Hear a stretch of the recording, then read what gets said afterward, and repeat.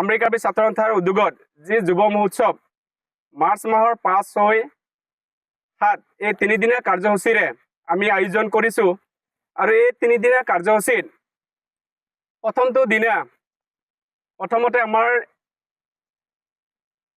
প্ৰথম কাৰ্যসূচী থাকিব উদ্ধাৰ পৰাচিত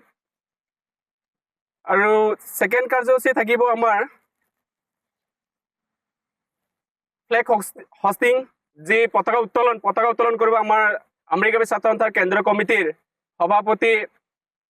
সন্মানীয় শ্ৰীযুত মহেন্দ্ৰ তেৰাং দেৱে আৰু ইয়াৰ লগে লগে আমাৰ যি পৰম্পৰাগত খেল ধেমালি এই খেল ধেমালিসমূহ মুকলি কৰিম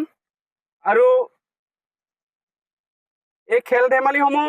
দিনক দিনে আমাৰ যি পৰম্পৰাগত খেল ধেমালি যেনে ধৰণে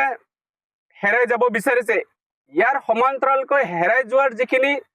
দিনক দিনে আধুনিকতাৰ নামত যিখিনি হেৰাই যাব বিচাৰিছে এই হেৰাই যোৱাখিনিক আমি সংৰক্ষিত কৰাৰ উদ্দেশ্যৰে যেহেতু যুৱ মহোৎসৱ অনুষ্ঠিত কৰা হয় সেইকাৰণে আমাৰ প্ৰথমটো দিনে আমাৰ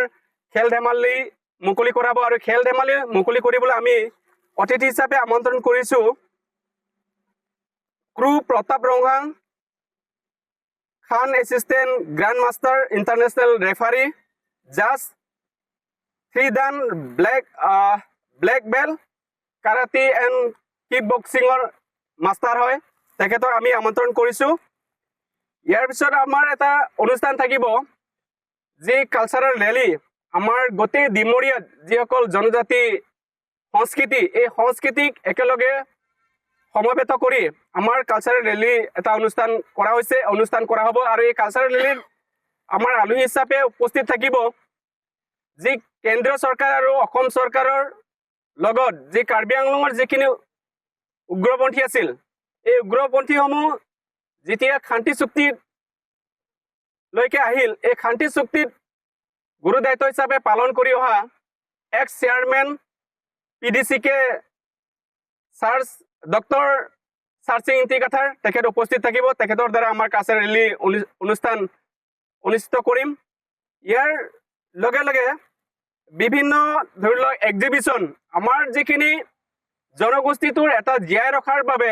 যিখিনি ৰীতি নীতি বা আমাৰ ধৰি লওক কাৰ্বিসকলৰ যিখিনি পাকঘৰৰ নিয়মাৱলী যিখিনি তাৰাংঘৰ থাকে যিখিনি গোহালিত কি বস্তু সামগ্ৰিক সংৰক্ষিত কৰা হয় এই গোটেই খেল ধেমালিৰ লগতে আমাৰ সংস্কৃতিৰ লগত যিখিনি জড়িত বস্তু চিকাৰৰ পৰা আৰম্ভ কৰি যিখিনি সা সৰঞ্জাম এই এক্সিবিশ্যন এটা প্ৰদৰ্শনী এটা কৰা হ'ব এই প্ৰদৰ্শনীক আমি মুকলি কৰিবলৈ সোণাপুৰ আৰক্ষী থানাৰ ভাৰপ্ৰাপ্ত বিষয়া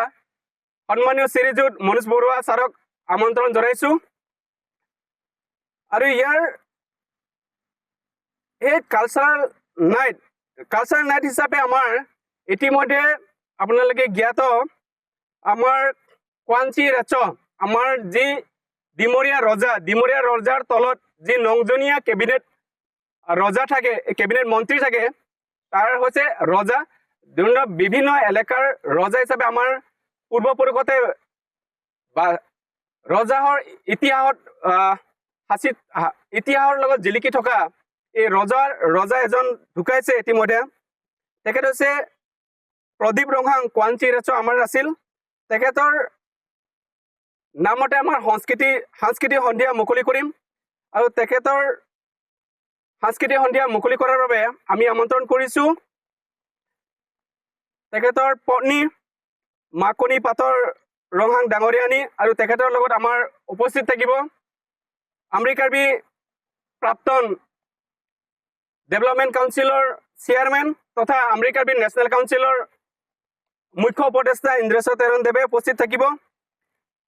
এই এনেধৰণে আৰু লগতে থাকিব লোকেল আৰ্টিষ্টসমূহ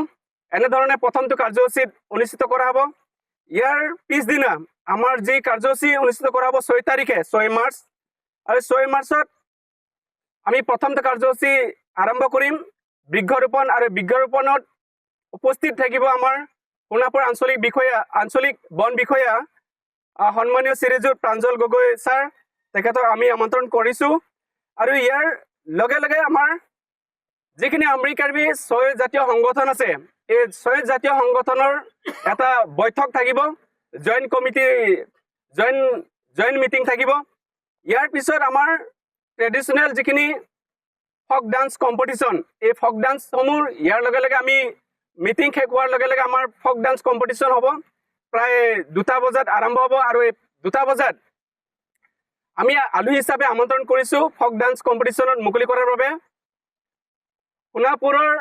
ৰাজচক্ৰৰ অন্তৰ্গত চামতা পথাৰত যি ষ্টাৰ চিমেণ্ট আছে, তেখেত president chief operating officer Pradip Padhi sir উপস্থিত থাকিব। তেখেতক যিখিনি ফক ডান্স কম্পিটিশ্যন তেখেতক মুকলি কৰাৰ বাবে তেখেতক আমন্ত্ৰণ জনাইছোঁ। আৰু ইয়াৰ পিছত আমাৰ যিখিনি সন্ধিয়া কাৰ্যসূচী হ'ব থাকিব, ধৰি লওক পৰম্পৰাগত যিখিনি খাদ্য সম্ভাৰৰ প্ৰতিযোগিতা থাকিব। ইয়াৰ পিছত আমাৰ থাকিব কাৰ্বি আধুনিক নৃত্য প্ৰতিযোগিতা, আধুনিক সংগীত প্ৰতিযোগিতা। আৰু ইয়াৰ পিছত ছেকেণ্ড দিনা আমি এনেধৰণৰ কাৰ্যসূচী ৰাখিছোঁ,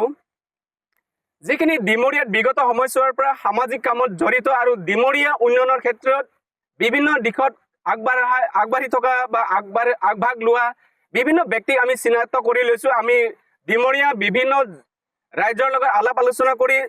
আমাৰ দৃষ্টিগোচৰ হৈছে এইসকল ব্যক্তি বিগত সময়ছোৱাত বহুত সমাজৰ কাম কৰি আহিছে। এনেধৰণে আমি বাছনি কৰি থকা ব্যক্তিসকলক আমি সম্বৰ্ধনা কাৰ্যসূচী ৰাখিছোঁ। এনেধৰণৰ আমি নামবিলাক উল্লেখ কৰিব বিচাৰিছোঁ। সন্মানীয় Srijut Sushanta Biswas, vice chairman linguistic minority development board gov of Assam. লগতে উপস্থিত থাকিব doctor Tapan Das, vice chairman Assam state warehouse corporation gov of Assam. সন্মানীয় Srijut Nabarun Medhi, president SC Morcha BJP. আৰু সন্মানীয় Srijut Gautam Das, commissioner transport of Assam gov of Assam. তেখেতসকলক আমি এই ছেকেণ্ড দিনা বিগত সময়ছোৱাত তেখেতসকলৰ যিখিনি শলাগ ল'বলগীয়া যিখিনি আমি দেখি আহিছোঁ, এই শলাগ ল'বলগীয়া যিখিনি আমি আমাৰ আমৰিকাবি ছাত্ৰ সন্থাৰ জৰিয়তে তেখেতসকলক আমি সম্বৰ্ধনা কাৰ্যসূচী ৰাখিছোঁ আমাৰ প্ৰায় সন্ধিয়া 8 বজাত। ইয়াৰ লগে লগে ছেকেণ্ডটো দিনা যি আমাৰ ভগৱান স্বৰূপ আমাৰ মাজত সদায় থাকিব আৰু ভৱিষ্যতলৈ অদূৰ ভৱিষ্যতলৈ থাকিব, আমাৰ যি তেখেতৰ ক্ষেত্ৰ হিচাপে আমি তেখেতৰ আমি প্ৰকাশ কৰিব নোৱাৰা এটা ব্যক্তি, যিসকল সমগ্ৰ অসমৰ লগতে ভাৰতবৰ্ষৰ লগতে পৃথিৱীৰ চিনাক্ত হোৱা